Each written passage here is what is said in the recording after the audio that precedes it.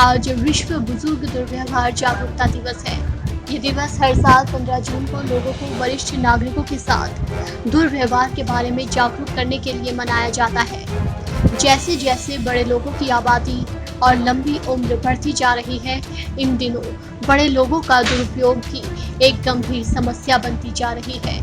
यही वजह है कि यूनाइटेड नेशंस ने 15 जून को world Elder abuse awareness day यानी बुजुर्गों के साथ हो रहे दुर्व्यवहार के खिलाफ जागरूकता दिवस की शुरुआत की। आए दिन बुजुर्गों के साथ मारपीट और शोषण के मामले सामने आते हैं, लेकिन बहुत कम ही मामलों में दोषियों को सजा मिल पाती है।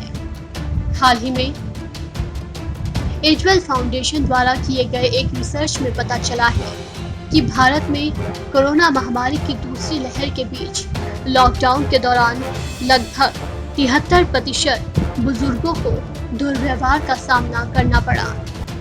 इससे जुड़े इतिहास की बात करें तो ये दिन जून 2006 में अस्तित्व में आया, जब 15 जून को बुजुर्गों के लिए विशेष दिन घोषित करने का अनुरोध संयुक्त राष्ट्र से किया गया था।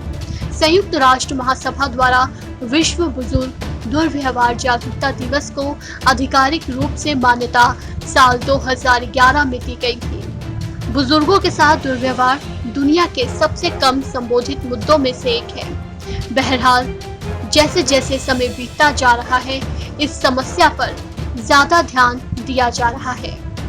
विश्व बुजुर्ग दुर्व्यवहार जागरूकता दिवस एक ऐसे दिन के रूप में नामित किया गया है जब दुनिया भर के लोग वरिष्ठ दुर्व्यवहार के खिलाफ बोलने के लिए एकजुट होते हैं।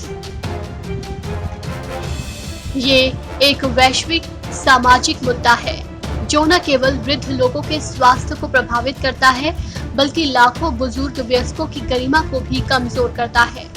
आज बुजुर्ग सह-हाशिए पर हैं।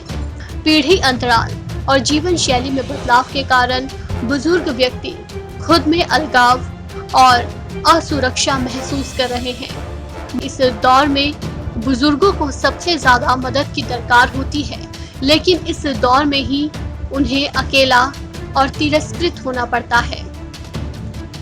ठीक है, बहुत से घरों में देखभाल हो रही है, लेकिन देश में इस वर्ग की एक ऐसी संख्या भी है जिनकी देखभाल करने वाला कोई नहीं है। ना ही उन्हें दवाइयों की याद दिलाने वाला कोई है, ना ही उनकी दवाई लाने वाला कोई है। हम बड़े गर्व से कहते हैं कि आज हमारे देश की 70% आबादी नौजवानों की है और ये देश के लिए एक पूंजी है। लेकिन चिंता का विषय ये भी है कि क्या ये 70% आबादी हमेशा युवा ही रहेगी? जो आज युवा देश है, वो कल को बूढ़ा भी तो होगा। अमेरिका और जापान जैसे उदाहरण हमारे सामने हैं। हमें ये सुनिश्चित करना चाहिए कि उनका दुरुपयोग और शोषण ना हो। बुजुर्गों की देखभाल करना हमारा सभ्यतागत कर्तव्य है।